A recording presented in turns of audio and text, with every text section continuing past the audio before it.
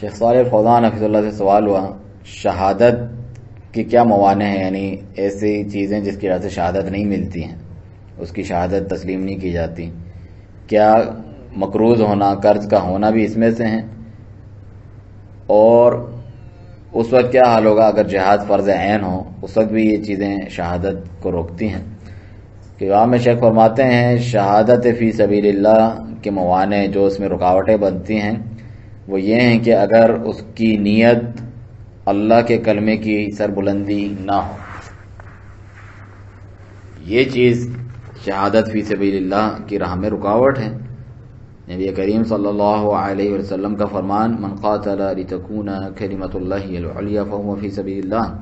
جس نے اس لیے قتال کیا کہ اللہ کا کلمہ سربلند ہو تو وہ فی سبیل اللہ جہاد ہے۔ اگر اس کی نیت غیر اللہ کے لیے تھی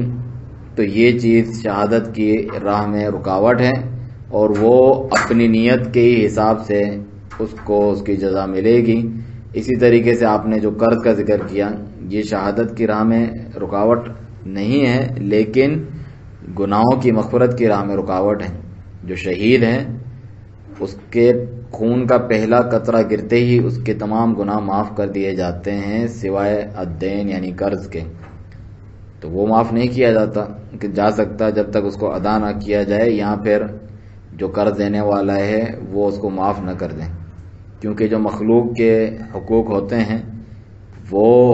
سختی پر مبنی ہوتے ہیں کہ اس کو دلانا ضروری ہوتا ہے اللہ سبحانہ تعالیٰ کی طرف سے، جو ضروری ہے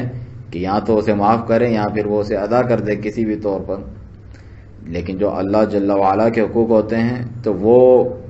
مسامحت پر مبنی ہوتے ہیں، اللہ تعالیٰ کو درگزر کرتا ہے، جانے دیتا ہے، اللہ سبحانہ تعالیٰ کی طرف سے یہ معافی کا معاملہ کیا جاتا ہے جبکہ مخلوق کے حقوق دلائے جاتے ہیں۔